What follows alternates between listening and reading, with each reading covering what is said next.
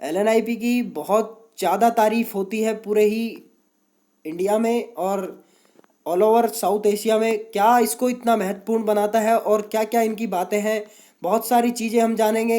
कौन इसमें एडमिशन ले सकता है, इसकी डेट कब आएगी एडमिशन तक की, और क्या इसका एडमिशन प्रोसेस है, हम जानेंगे शुरू से ले एंड तक। मतलब एक एक स्टेप, एक भी स्टेप आपका छूटेगा नहीं, ये मेरी गारंटी है आज। और अगर आपने इस वीडियो को देख लिया, आपका एक भी सवाल नहीं रहेगा एलएनआईपी के रिगार्डिंग। तो चलिए वीडियो को शुरू करते हैं दोस्तों। मेरा नाम है मोनू मधुकर और आप देख रहे हैं route to physical education. And if you are new on this channel, please subscribe this channel and press the bell icon for new updates. और बहुत सारी वीडियो मैंने यहाँ पर डाल रखी है ऑलरेडी, आप देख सकते हैं उनको और अपने एग्जाम की तैयारी कर सकते हैं। सबसे पहले मैं बात बता दूं, आप सभी को प्रोस्पेक्टस जरूर पढ़ना है और प्रोस्पेक्टस से ही आपको सारी चीज़ें क्लियर हो जाएंगी। सबसे पहले मैं बात बता देता हूँ कि प्रोस्पेक्टस इतना ज़्यादा इंपॉर्टेंट होता है किसी भी इंस्टीट्यूट का।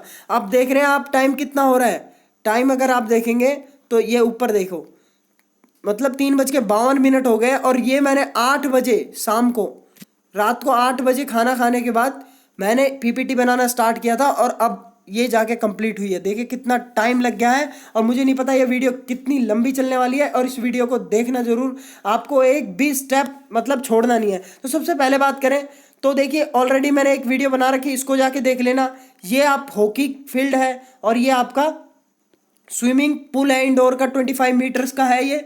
और ये ग्वालियर का है और गुवाहाटी में 25 मीटर का है, लेकिन वो आउटडोर है। और ग्वालियर में आपके दो हैं, एक इंडोर है एक आउटडोर है। आउटडोर वाला आपका 50 मीटर का है। तो ये तो ऐसे ही मतलब बातें थी। उसके बाद में ये जो आप देख रहे हैं, ये फोटो है आपकी गुवाहाटी की और ये गुवाहाटी का इंडोर है।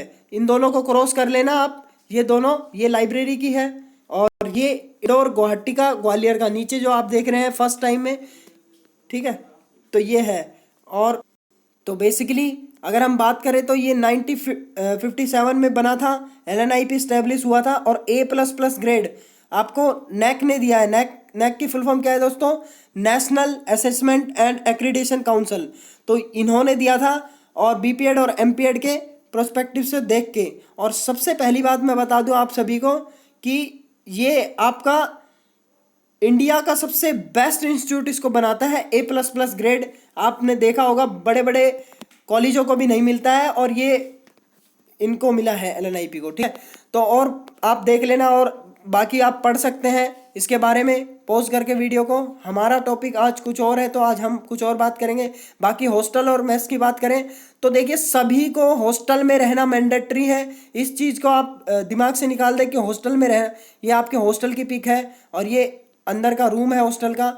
और मेस का खाना खाना सभी स्टूडेंट को कंपलसरी है। ये ऐसा नहीं है कि आप बाहर जाके खा लेंगे या फिर क्या। देखिए, मील्स आपको मेस में ही मिलेंगी। और ये भूल जाइए, चाहे आप बीपीएड में हो, चाहे एमपीएड में, चाहे डिप्लोमा कोर्स में हो, आपको अंदर ही रहना पड़ेगा, हॉस्टल में ही रहना पड़ेगा। और हॉस्टल की फैसिलिटी आपको, मतलब हॉस्टल फैसिलिटी आपको प्राइवेट प्रोवाइड कराएगा। उसके बाद में अगर हम कुछ बात करें तो एंटी रैगिंग की, तो आप, बहुत लोग मुझसे पूछते हैं सर रैगिंग होती है क्या? बिल्कुल एंटी रैगिंग, वहाँ पर रैगिंग नाम की कोई चीज़ नहीं होती दोस्तों, ऐसी बात नहीं है, ठीक है। लेकिन कुछ रूल्स हैं जो आप सभी को फॉलो करने पड़ते हैं और वो रूल्स आपको मेस में और आपके हॉस्टल में प्रोवाइड कराए जाते हैं। उन रूल्स को आप फॉलो करो और कोई दिक्कत नहीं है। उसके बाद अगर हेल्थ सेंटर की बात करें तो हेल्थ सेंटर भी है, जिसमें आपकी 50 मतलब 500 रुपये आपके हर सेमेस्टर में, पर सेमेस्टर में जब आप फीस भरते हैं उसके साथ साथ में डिपॉजिट करते हैं। उसके साथ में आपको क्या मिलता है? एक पॉलिसी भी मिलती है जिसमें आप सभी को पता होगा, हेल्थ इंश्योरेंस होता है। जैसे आपको अगर चोट लग गई, भगवान ना चाहे आपको अगर कहीं ऐसी जगह लग गई या फिर कहीं भी लग गई जिससे कि आपकी ज़्यादा इंजरी हो गई और पैसे ज़्यादा खर्च हो गए, तो उसमें आपका ये बहुत मदद करता है, ठीक है। नेक्स्ट अगर हम बात करें तो आपको पता होगा को करिकुलर एक्टिविटी भी होती है बहुत सारी, जिसमें आपके डांस हो गया। ये वीडियो देख सकते हैं आप, एलएनआईपी की ऑलरेडी डाल रखी है। उसके बाद में ये नेक्स्ट वीडियो जो है ये भी मैंने डाल रखी है।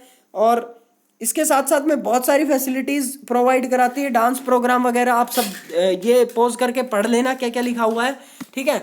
उसके बाद में मैं आप सभी को बता देता हूँ कि ये वीडियो भी ऑलरेडी है हमारी लीडरशिप कैंप की, जो बीपीएड का एक कंपलसरी पार्ट है। Without this degree is not complete, ठीक है, ये समझ लीजिए आप।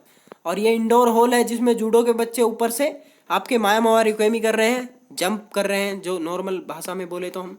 नेक्स्ट अगर हम बात करें तो स्पोर्ट्स पार्टिसिपेशन की, तो एलएनआईपी की तरफ से टीम जाती है हर गेम में, जितने भी गेम वहाँ पे अवेलेबल हैं। और बहुत से गेम ऐसे हैं जिसमें बच्चे बाहर से आते हैं, जैसे कराटे में है, तो जैसे जिसमें कराटे में मान लो कोच नहीं है, तो लेकिन कराटे में अगर कोई अच्छा प्लेयर है उसको रिप्रेजेंट करने के लिए, मतलब एलएनआई इंस्टीट्यूट को वो रिप्रेजेंट करेगा और फिर वो एलएनआईपी को रिप्रेजेंट करके बाहर यूनिवर्सिटी खेलने जाएगा और फर्दर इंटरनेशनल भी खेलने जाते हैं एलएनआईपी से। तो ये बहुत अच्छी अपॉर्चुनिटी है एलएनआईपी की तरफ से। नेक्स्ट अगर हम बात करें एडमिशन इन रिजर्वेशन, तो बेसिकली आप सभी के रिजर्वेशन मतलब जैसे गवर्नमेंट ऑफ इंडिया की तरफ से आपके दे रखे हैं वो सभी रिजर्वेशन है, ठीक है। उसके बाद में 3% सीट किसकी है, बीपीएड और एमपीएड में जो आपके सन या डॉटर हैं, जो कि बेसिकली क्या है, जो परमानेंट एम्प्लॉय है वहाँ के, उनकी है 3%। तो आगे उसके बारे में बात करेंगे डिटेल में पूरी। और एप्लीकेशन फॉर्म की बात करते हैं। सबसे पहला काम जो आप सभी को करना है वो एप्लीकेशन फॉर्म भरना है। वो ऑनलाइन ही फिल होता है, ऑफलाइन कोई फिल नहीं होता है बीपीएड और एमपीएड का, ये मैं आप सभी को बता दूं। ये नीचे जो साइट दे रखी www.mponline.gov.in, इस पे आप सभी को फॉर्म भरना होता है और प्रोस्पेक्टस भी इस पे अवेलेबल है, तो आप चेक कर सकते हैं। और बाकी प्रोस्पेक्टस में आपको मेरे टेलीग्राम चैनल पे डाल दूंगा। मेरे टेलीग्राम चैनल का लिंक इस डिस्क्रिप्शन में दिया हुआ है, तो आप चेक कर सकते हैं। नेक्स्ट, फीस स्ट्रक्चर की एक ऑलरेडी मैंने वीडियो बनाई है और मैं बना दूंगा, कोई दिक्कत नहीं है, उसके लिए एक वीडियो बना दूंगा फीस स्ट्रक्चर के बारे में। सबसे पहली बात करें तो देखिए 1100 रुपये आपको प्री, आप सभी को पता है बीपीएड में आपका पहले प्री होता है, फिर आपका मेंस होता है, एक तरह से मतलब फाइनल होता है, ठीक है। यूपीएससी वाला नहीं है ये प्री और मेंस। ये प्रीलिमिनरी में आपका क्या होता है, एक्चुअली में हम बात करेंगे उसमें क्या क्या होता है और क्या क्या करना होता है, ठीक है। तो ये आपकी फीस वगैरह है, जो आपकी अगर आपने प्री क्वालिफाई करके मेन भी क्वालिफाई कर लिया तो आपका बेसिकली ये आपका डिडक्ट नहीं होता, ये उसमें ऐड हो जाता है, आपकी फीस में ऐड हो जाता है ये 1000 रुपीज़, ठीक है। ऐसे करके आपका सिस्टम है।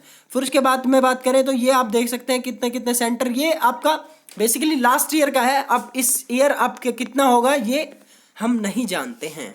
तो उसके बाद अगर हम बात करें तो ये 300 रुपये आपका पोर्टल का कटेगा। बेसिकली जो एमपी ऑनलाइन साइट है इसका 300 रुपये चार्जेस लगता है, वो खुद साइट की तरफ जाता है और ये पेएबल नहीं है, मतलब ये सेपरेट ही पेएबल है, ठीक है। ये बात ध्यान रखें। ये सामने नीचे आप देख रहे हैं ये करियप्पा कॉम्प्लेक्स है। उसके बाद अगर हम बात करें डॉक्यूमेंट्स की, क्या क्या डॉक्यूमेंट आपको रिक्वायर होते हैं, ठीक है। तो डॉक्यूमेंट क्या क्या रिक्वायर होते हैं, सबसे पहले ऑल एलिजिबल कैंडिडेट, एलिजिबल कौन होंगे, जो आपके 12th पास होंगे कम से कम, ठीक है। वो सब आप एक तरह से किस में देख लेना, प्रोस्पेक्टस में देखना। और एडमिट कार्ड जो आपने निकाला होगा, फोटो आइडेंटिटी कार्ड आपको चाहिए होगा, और मेडिकल फिटनेस सर्टिफिकेट, इसकी ऑलरेडी वीडियो बना रखी है कैसा ये दिखता है, ठीक है, लास्ट ईयर मैंने बनाई थी। फॉरेन कैंडिडेट्स के लिए भी, those who are from abroad and they can apply also, ठीक है। तो those are from Nepal also, they can also apply, just click on this link www.lnip.gov.edu.in, okay. So you can apply also. और बहुत सारी facilities यहाँ पर foreign students के लिए भी हैं। फॉरेन स्टूडेंट्स बहुत सारे पढ़ भी रहे हैं, मॉरिशस के हैं, नेपाल के हैं, भूटान से भी हैं बहुत, ठीक है। तो ये बात बता दूं मैं आप सभी को।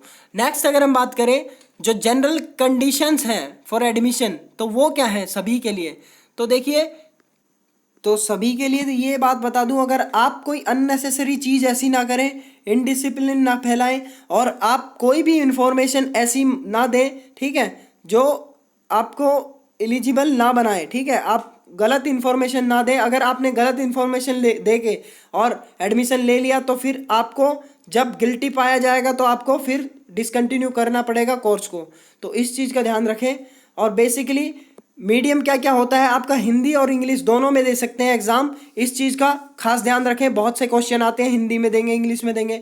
और पर्टिकुलरली इसकी ही बात नहीं कर रहा मैं, मेन जो आपके थ्योरी एग्जाम होते हैं एमपीएड बीपीएड में भी, आप बेसिकली जब आप एडमिशन हो गया तब भी आप हिंदी और इंग्लिश दोनों में किसी में भी एग्जाम दे सकते हैं, दोनों ही अवेलेबल है वहाँ पर, ऐसी कोई बात नहीं है। और बाकी मैंने इसके बारे में बता दिया, कोई भी अगर गलत इन्फॉर्मेशन दी और उसको पाया गया बाद में गलत, तो उसके बाद में उसको कैंडिडेट को इंस्टीट्यूट छोड़ना पड़ेगा। इसके बारे में मैंने एक और वीडियो बना रखी है कि क्या क्या थ्योरी पैटर्न है उसके बारे में, और बीएचयू के बारे में भी मैंने एक बना रखी है वीडियो कि कैसे कैसे क्लियर करें, तो ये देख सकते हैं आप। नेक्स्ट अगर हम बात करें, आप सभी को क्या क्या कॉपी चाहिए होगी, देखिए आपको अटेस्टेड कॉपी चाहिए होगी, ये सारी जो कि ये दी हुई हैं, देखिए ये सारी कॉपी चाहिए होगी। सबसे पहली बात तो आपको मार्कशीट चाहिए होगी अपने 12th की, ठीक है, और 10th की और 12th की। फिर उसके बाद डेट ऑफ बर्थ प्रूफ चाहिए होगा सभी को, जिसमें डेट ऑफ बर्थ प्रूफ का आपका क्या हो सकता है, आपका 10th की मार्कशीट होती है उसमें आपका डेट ऑफ बर्थ प्रूफ होता है। कैरेक्टर सर्टिफिकेट आपको चाहिए होगा इंस्टीट्यूट का, आपका लास्ट मतलब कोई भी स्कूल हो, ठीक है। और अगर आप एमपीएड में लेना चाह रहे हैं तो आपका कॉलेज का होगा। फिर बोनाफाइड सर्टिफिकेट आपका, देखिए एससी का कोई सर्टिफिकेट है, अगर आप एससी या फिर कोई भी एसटी से ट्राई करना चाहते हैं, या शेड्यूल कास्ट या शेड्यूल ट्राइब या फिर ओबीसी से, तो आपके पास उसका ओरिजिनल सर्टिफिकेट भी होना चाहिए एज वेल एज उसकी कॉपी भी होनी चाहिए आपके पास, ठीक है। और ये आपका प्रोस्पेक्टस के एनेक्सर 9th और 10th में दिया हुआ है, इसको आप एक बार पढ़ सकते हैं, डिक्लेरेशन। फिर उसके बाद में, ठीक है। और नेक्स्ट अगर हम आपको चाहिए होगा माइग्रेशन सर्टिफिकेट, ठीक है, या ट्रांसफ़र सर्टिफिकेट। फिर आपको पेरेंट्स और सेल्फ एक एनेक्सर दिया होगा, जो 13 नंबर एनेक्सर है प्रोस्पेक्टस में, उसको फिल करना होगा। वो सब आप सभी को पता चल जाएगा जब आपके दोस्त लोग भी वहाँ पर मतलब बनवा रहे होंगे। नेक्स्ट आपको अगर एडमिशन हो जाएगा उसके बाद में आपको एंटी रैगिंग के लिए आपको एक एनेक्सर दिया है आपको 8th नंबर पे, जो आपको भरना होगा, और वो 100 रुपये के स्टाम्प पेपर पे प्रिंट करवा के फिर उसको सबमिट करवाना पड़ेगा। और उसके बाद में आपको सीट अलॉटमेंट लेटर और उसकी फ़ोटोकॉपी दोनों, ओरिजिनल और फोटोकॉपी दोनों ही चाहिए होगी। फिर उसके बाद में आपको माइग्रेशन सर्टिफिकेट और ट्रांसफ़र सर्टिफिकेट भी बहुत ज़्यादा ज़रूरी है, अलॉटमेंट लेटर लेना मत भूलना।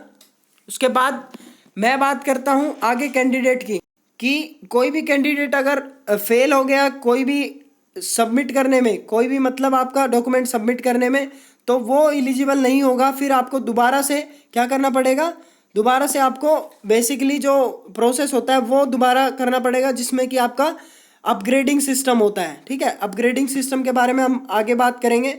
और नेक्स्ट कैंडिडेट्स को क्या करना पड़ेगा, शुरू से ही मतलब पूरा इंटरेस्ट का प्रोसेस से गुजरना पड़ेगा, उसमें आपके सारे ही प्रोसेस होंगे until and unless you are मतलब इंटरनेशनल प्लेयर। इंटरनेशनल प्लेयर के लिए डायरेक्ट एडमिशन के लिए एक अलग सीन होता है। नेक्स्ट आपके कह रहे हैं कि आप सभी को बहुत ज़्यादा सावधानी से, मतलब फॉर्म्स सभी को पता है कि काउंसलिंग ऑनलाइन होती है, सब कुछ ऑनलाइन होती है। आप सभी को एक बात बता देता हूँ, एक इंसिडेंट लास्ट ईयर क्या हुआ था, एक लड़का था महाराष्ट्र का, मुंबई का, वो आया हुआ था ग्वालियर, और वो काउंसलिंग करने ग्वालियर आया था। तो देखिए काउंसलिंग आपकी ऑनलाइन होती है, ये सभी को पता होनी चाहिए बात, घर पे बैठ के आप काउंसलिंग कर सकते हैं। तो मैंने उसको बोला कि मैंने ऑलरेडी वीडियो बनाई हुई थी, तो उसने बताया कि मैंने ग्वालियर स्टेशन पे आके वो वीडियो देखी और मुझे बहुत रिग्रेट हुआ सर कि आपने ऑलरेडी वीडियो बनाई हुई थी, मैंने नहीं देखी। तो मैंने उसको बोला कि सॉरी भाई, लेकिन अब तो वापस जाना पड़ेगा। तो फिर वो वापस गया, फिर उसने वहाँ से काउंसलिंग करी घर से, मतलब कहीं से भी कर सकते हैं आप, लेकिन बेसिकली इतनी दूर से आके लंबा सफ़र तय करना, उसी के लिए मैं सोच रहा हूँ कि इतनी लोगों को इतनी ज़्यादा मतलब तकलीफ़ों को सामना ना करना पड़े, इसीलिए मैंने ऑलरेडी एक भी टॉपिक ऐसा नहीं छोड़ा है जिसमें इस वीडियो में आपको नहीं मिले। तो इसीलिए फॉर्म को बहुत ध्यान से भरना पड़ेगा, आप सभी को इस चीज़ का ध्यान रखना।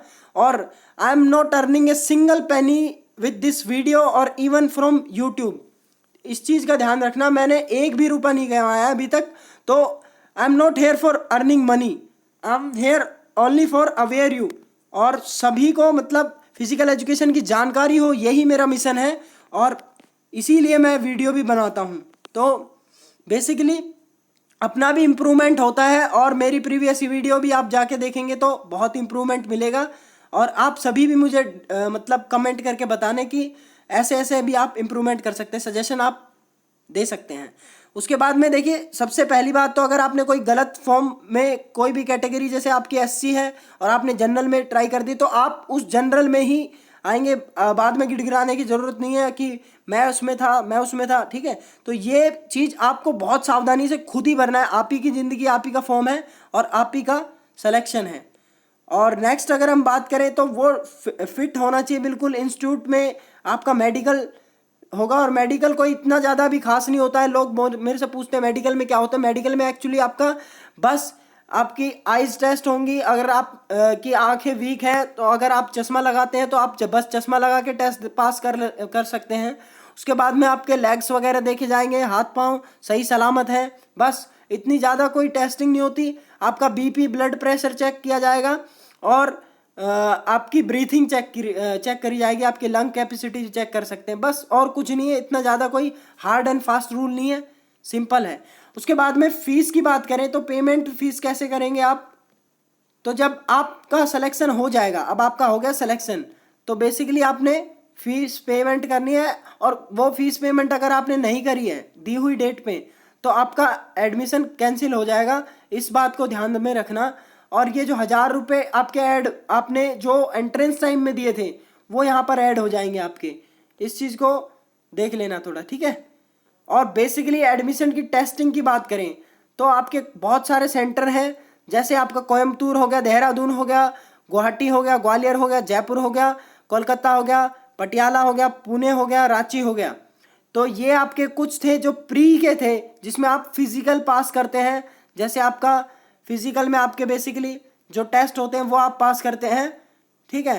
तो उसमें आपका ये देखिए, आपका स्टैंडिंग ब्रॉड जंप, उसके बाद में 100 मीटर और 1000 मीटर लास्ट में आपकी रेस होती है, और मेडिसिन बॉल थ्रो। तो ये आपके कुछ टेस्ट होते हैं जिनको आपको पास करना होता है। और इसके अगर आपको पता करना है कि मेरे कितने नंबर आ सकते हैं, या घर में बैठ के आप जंप करके फीते से भी नाप सकते हैं कि आपका कितना मेजरमेंट करके आ रहा है, तो आप चेक कर सकते हैं। एनेक्सर में दिया हुआ है, एक बार आप प्रोस्पेक्टस जरूर पढ़ें। आप मेरी एक रिक्वेस्ट है आप सभी से, ताकि आप कुछ भी चीज़ छोड़े ना, ठीक है। और उसके बाद में एडमिशन प्रोसेस की देख लेते हैं बात। तो सबसे पहले आप सभी को ये देखना है कि स्टार्टिंग डेट कब थी। ये देखिए 2018 की है, तो ये आप 2020 की जब आएगी तब मैं बताऊंगा आपको कितनी तारीख है, ठीक है। तो स्टार्टिंग डेट आपको देखनी है, ऑनलाइन फॉर्म करना है सबसे पहले। उसके बाद में लास्ट डेट दे रखी होगी आपकी एप्लीकेशन की, ठीक है। तो अब उसके बाद में आपको क्या करना, फिर डाउनलोड करना पड़ेगा क्या, एडमिट कार्ड। एडमिट कार्ड किसके लिए, प्री के लिए, प्रीलिमिनरी एडमिशन के लिए आपको एडमिट कार्ड डाउनलोड करना पड़ेगा। और एडमिट आप इनमें डेट का डिफरेंस देख सकते हैं, इन्हीं ऐसे ही कुछ डिफरेंस के बीच में आपके एंट्रेंस होंगे। फिर आपका रिपोर्टिंग टाइम दिया होगा, जो कि आपका वेरियस आपके जितने भी वेन्यूज़ दे रखे होंगे, जितने मैंने अभी लास्ट स्लाइड में दिखाए थे कौन कौन से आपके घर के पास में है, वो देख सकते हैं। जिसमें 60% मैंडेटरी मांगा था पिछली बार, कि जैसे आपको टोटल 100 नंबर है तो 100 में से 60 नंबर आपको चाहिए होंगे फिजिकल में, ठीक है। ऐसा मतलब पास करने के लिए। इवन एक एग्जांपल दे रहा हूं मैं आप सभी को। अब इस बार कितने मांगते हैं ये नहीं पता, तो बेसिकली सभी पास हो जाते हैं प्रीलिमिनरी में, तो उसकी टेंशन ना ले। कुछ ही लोग होते हैं जो पास नहीं हो पाते हैं। आप मेहनत करेंगे तो सभी पास हो जाएंगे, ऐसी कोई बात नहीं है। आप बस हौसला बनाए रखें और अपना एंड्योरेंस बनाए रखें। घर में ही आप रोप स्कीपिंग करके ही अपना एंड्योरेंस भी बना सकते हैं, ठीक है। तो उसके बाद में प्रीलिमिनरी क्या एडमिशन जो आपने भी बेसिकली जो सेंटर आपने चूज करा होगा, उस सेंटर का आपको, और बेसिकली अगर आपको एडमिशन टेस्ट का पता करना है तो एनेक्सर 1 दे रखा है इसमें प्रोस्पेक्टस में। फिर availability of downloading admit card, जो फाइनल आपका एडमिट कार्ड आएगा, जो जो प्री पास कर लेंगे उनका आ जाएगा। फिर उसके बाद में जो फाइनल डेट्स हैं रिपोर्टिंग की, कहाँ पे, आपके गुवाहाटी या ग्वालियर, क्योंकि फाइनल आप सिर्फ 2 ही जगह दे सकते हैं, गुवाहाटी और ग्वालियर, ठीक है। तो आपको गुवाहाटी की डेट दे रखी होगी, ग्वालियर की डेट दे रखी होगी, दोनों की डेट दे रखी होगी। उसके बाद में आपको टेस्ट देना फाइनल, और आपका एंट्रेंस का रिजल्ट आउट होगा ठीक है, और आपका ऑनलाइन ही आउट होगा और उसी से फिर ऑनलाइन आप काउंसलिंग करेंगे घर में बैठ के ही। आपकी रैंक के हिसाब से आप अपना देख लेना कि फर्स्ट, आप दो चॉइस होती है आपके पास। फर्स्ट चॉइस अगर आपको गुवाहाटी देनी है तो फर्स्ट चॉइस आपने गुवाहाटी देने है, फिर सेकंड चॉइस आपको ग्वालियर देनी है। कई बार कई लोग होते हैं कि दोनों में गुवाहाटी भर देते हैं, तो मतलब दोनों में ग्वालियर भर देते हैं, तो फिर अगर ग्वालियर में सीट खाली नहीं है तो उसको ग्वालियर भी नहीं मिलता है और गुवाहाटी भी नहीं मिलता है। तो इसलिए आप सेकंड चॉइस जरूर भरें। और गुवाहाटी और ग्वालियर दोनों ही बहुत ही बेस्ट जगह है, ऐसी कोई बात नहीं है। मैंने दोनों जगह स्पेंड कर रखा है टाइम। 4 साल मैंने गुवाहाटी स्पेंड किया है। अभी 1 साल मुझे ग्वालियर भी हो गया है। बेसिकली 4 साल मैं आया हूँ अपने जूडो की ट्रायल देने, 4 साल यहीं पे होती थी। तो बेसिकली मेरा 2-3-4 साल ही यूँ लगा लो यहाँ पे वहाँ पे सब ऐसे ही चलता रहता है। उसके बाद अगर हम बात करें चॉइस फिलिंग की, तो चॉइस फिलिंग का आपके पास ऑप्शन आता है ऑनलाइन, आपको चॉइस फिलिंग करना पड़ता है। उसके बाद अलॉटमेंट लेटर निकलता है, ठीक है, 2-3 दिन बाद। जैसे आपको देखिए ये 19 तारीख को आपका चॉइस फिलिंग का था, 24 तारीख को आपका मतलब अलॉटमेंट लेटर, 3-4 दिन बाद आपका अलॉटमेंट लेटर आ जाता है। अब आपके पास आ गया अलॉटमेंट लेटर, अब आप हो गए सेलेक्ट, यूँ समझ लीजिए। और अब आपके लिए अब आपको रिपोर्ट करना पड़ेगा कॉलेज में। आपको कब, देखिए 3-4 दिन का ही गैप होता है, ज़्यादा गैप नहीं होता, इसलिए अपने प्रिपरेशन अच्छे से रखें, कपड़े लत्ते सब एकदम बढ़िया से। उसके बाद देखिए 24 तारीख को आपका वो सीट अलॉटमेंट लेटर आया था, 27 से लेके 30 तक आपका मतलब रिपोर्टिंग है। आपने जिस भी सेंटर में लिया होगा, अब चाहे वो ग्वालियर हो चाहे गुवाहाटी हो, और उस वहाँ पे आपको मेडिकल करवाना होगा। मेडिकल के बाद में आपको फीस सबमिट करनी होगी, और फीस सबमिट के बाद में जब आप स्लिप सबमिट कर देंगे, जब आप माना जाएगा कि आपका सिलेक्शन हो गया है। और ये फाइनल प्रोसेस था। उसके बाद में आपको क्लासेस, ओरिएंटेशन क्लासेस के लिए बुलाया जाएगा अगले दिन। एक दिन का भी गैप नहीं देते हैं, एक ही उसी दिन क्लासेस स्टार्ट हो जाती हैं, इस चीज़ का ध्यान रखना, एक ही दिन का गैप मिलता है। फिर उसके बाद में अगर हम डिवीज़न और रिजर्वेशन की बात करें सीट की, तो सीट में कैसे कैसे क्या रिजर्वेशन है और डिवीज़न कैसे कैसे बटा हुआ है, इस चीज़ की आज हम डिस्कस करेंगे। तो सबसे पहले देखिए कैटेगरी की बात करें, तो कैटेगरी आपकी एससी कैटेगरी में आपकी मेंस में 11 सीट हैं टोटल। देखिए 100 सीट हैं, 100 सीट आपकी गुवाहाटी और 100 सीट ग्वालियर। तो ये टोटल बेसिकली आप पूरा देख सकते हैं। एससी में आपका मेंस का है 11, वुमेन्स का है 15, और एसटी में आपका 7% का रिजर्वेशन है, ओबीसी में 27% का रिजर्वेशन है, और जनरल में तो आपका 35 सीटें हैं, ठीक है बेसिकली। और जम्मू एंड कश्मीर जो कि माइग्रेंट्स हैं, ठीक है, उनके लिए 2 सीट अवेलेबल है। और वार्ड मतलब जो भी एलएनआईपी वार्ड से हैं, जो भी स्टाफ से हैं, उनके लिए 3 सीट अवेलेबल हैं। तो ये था। उसके बाद में अगर हम एक नोट को आप देख लें कि अगर खुदा ना खास्ता अगर आपको कुछ हो जाए और आपको एक सेमेस्टर स्किप करना पड़ जाए, तो आप ज़्यादा से ज़्यादा 1 साल और ज़्यादा से ज़्यादा 2 साल स्किप कर सकते हैं। मतलब आपको 6 एकेडमिक ईयर में, मतलब 6 एकेडमिक उसमें आपको पास करना पड़ेगा, ठीक है। तो ये चीज़ थी 6 एकेडमिक सेमेस्टर्स में, ठीक है। नेक्स्ट अगर हम बात करें, मतलब 6 साल में आपको कम से कम करना पड़ेगा। जो 4 साल का कोर्स है, अगर कुछ हो जाता है आपको तो उसको 6 साल में कंप्लीट करना ही पड़ेगा। 4 सेमेस्टर आपको मतलब एक्स्ट्रा मिल जाते हैं। तो बेसिकली एलिजिबिलिटी की बात करें, कौन कौन एलिजिबल है और क्या क्या एज है, उसके बारे में बहुत लोग पूछते रहते हैं। तो लीजिए आपका सवाल का जवाब मिलेगा अब। तो वो कौन कौन एलिजिबल है, सबसे पहले जो 10th और 12th पास होनी चाहिए, 12th पास या फिर उसके इक्विवेलेंट कुछ भी होना चाहिए। आप ओपन से भी कर सकते हैं, कोई उसमें दिक्कत नहीं है। 50% आपके आए हो, अगर आप जनरल कैटेगरी से हो 50% तो कोई भी ले आता है, ठीक है। और 45% अगर आप एससी या एसटी कैटेगरी से हो, ठीक है। तो 50% किसके लिए, ओबीसी या जनरल के लिए, और 45 आपके एससी या एसटी कैटेगरी से अगर आप हो। और जिनने भी इंटरनेशनल या नेशनल या फिर इंटर यूनिवर्सिटी या फिर स्कूल गेम्स एसजीएफआई के द्वारा या फिर कोई भी उसमें पोजीशन होल्डर है, तो उनको अलग से मतलब क्या दिया जाएगा, एडवांटेज मिलेगा, थोड़े नंबर मिलेंगे, ठीक है। तो ये चीज़ फॉर्म में आती है, तो फॉर्म में आप भर सकते हैं। ऑनलाइन जब फॉर्म भरेंगे तो उसमें आप अगर आपकी कोई पोजीशन है तो आप फिल कर देना। मैक्सिमम एज कितनी होनी चाहिए? 21 ईयर होनी चाहिए 1 जुलाई। अब तो जुलाई देखते हैं अब कब तक आएगी, तो 21 ईयर होनी चाहिए बेसिकली, अगर आप पूछ रहे थे। और बीपीएड के लिए कौन अप्लाई कर सकता है? 12th पास करी है जिसने वो। और 4 साल का ही कोर्स होगा, अगर आप कहीं से ग्रेजुएशन करके आए हैं तो भी 4 साल का ही कोर्स होगा, क्योंकि ये बीपीएड सिर्फ 12th के बेस पे करा रहा है आपका, ठीक है। और बेसिकली क्या होगा, 3 इयर्स का ओबीसी के लिए, ओबीसी कैंडिडेट है कोई तो उसके लिए रिलैक्सेशन है, तो उनके लिए हो जाएगी आपकी एज 24 साल, और 26 साल हो जाएगी आपकी किसके लिए? एससी या एसटी के लिए। तो ये बात नोट करने वाली थी। नेक्स्ट अगर हम बात करें तो और बाकी रिलैक्सेशन किसके द्वारा दी गई है? गवर्नमेंट रूल के जितने भी हैं उनके द्वारा आपकी रिलैक्सेशन दी है।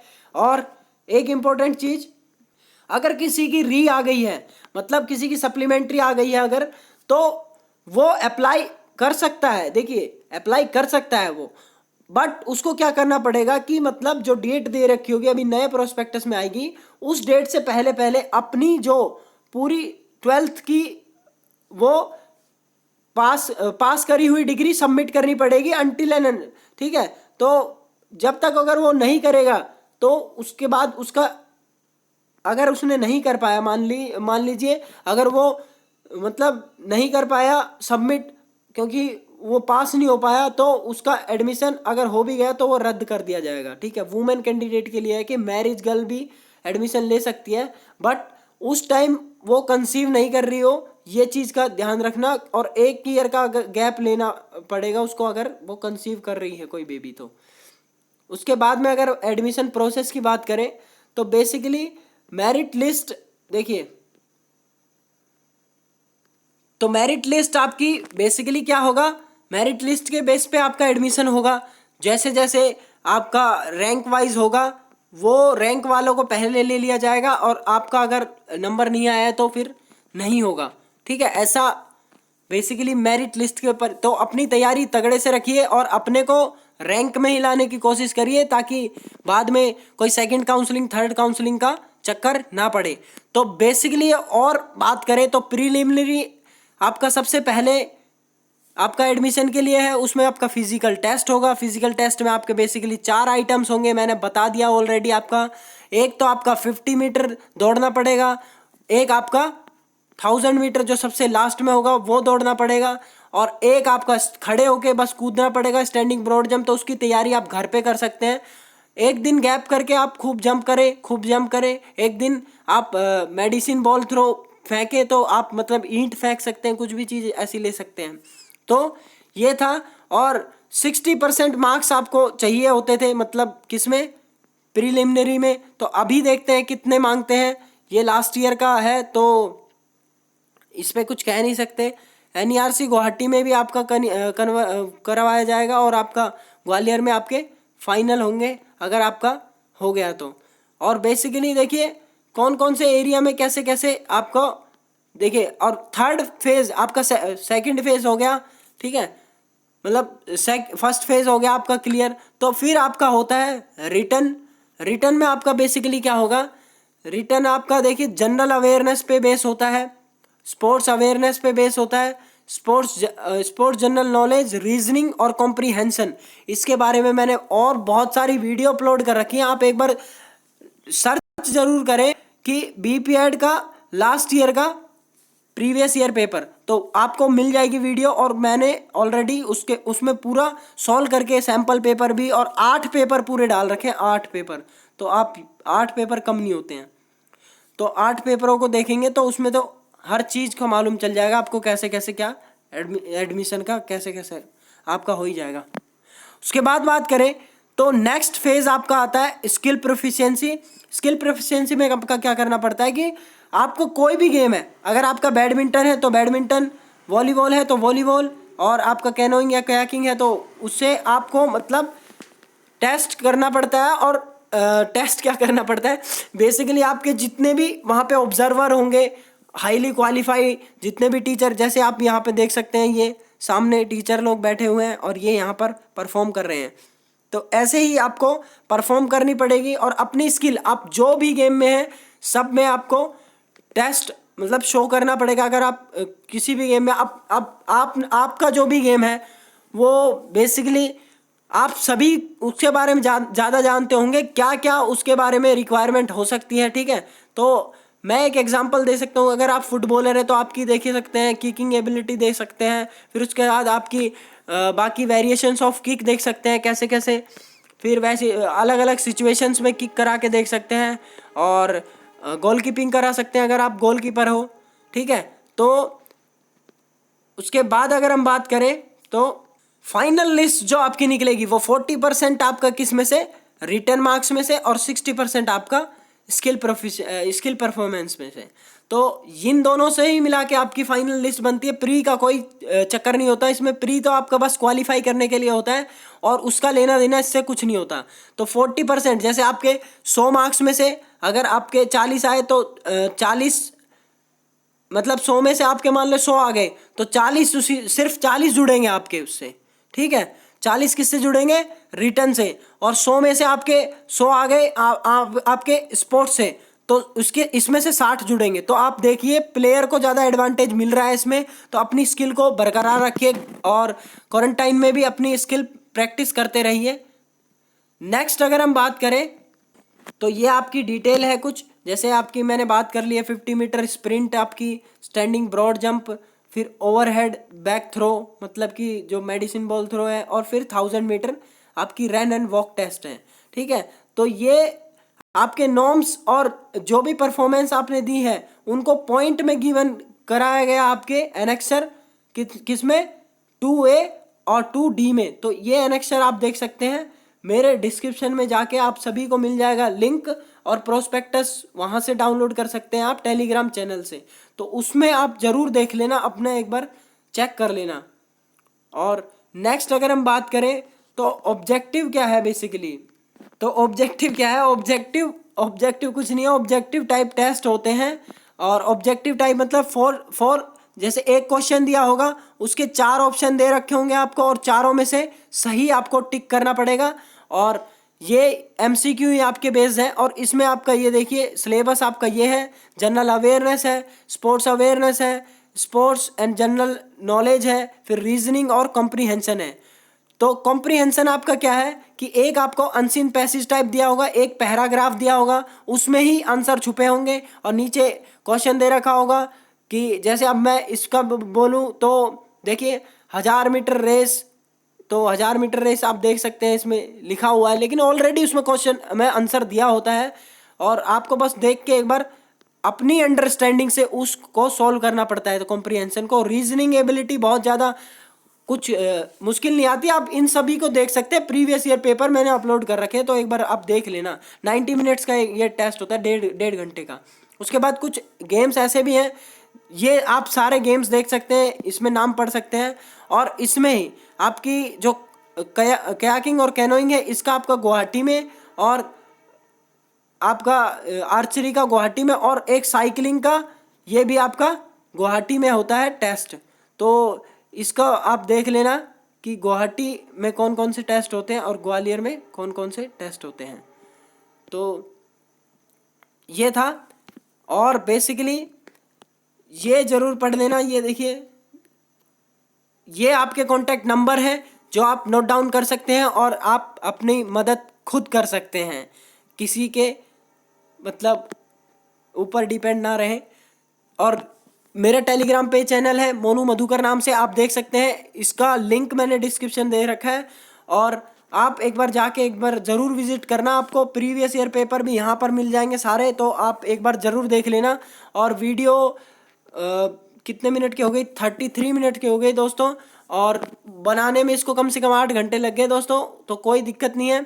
और ऐसी वीडियो और आती रहेंगी। और थैंक्स फॉर वॉचिंग, एंड देखते रहिए मोनू मधुकर को, और मिलते हैं नेक्स्ट वीडियो में। और कोई आपकी क्वेरी हो, सजेशन हो, वीडियो अच्छी ना लगी हो, तो एक बार कमेंट जरूर कर देना, क्या बुरा था क्या भला था, ठीक है। मिलते हैं नेक्स्ट वीडियो में, see you, bye bye, take care of your self.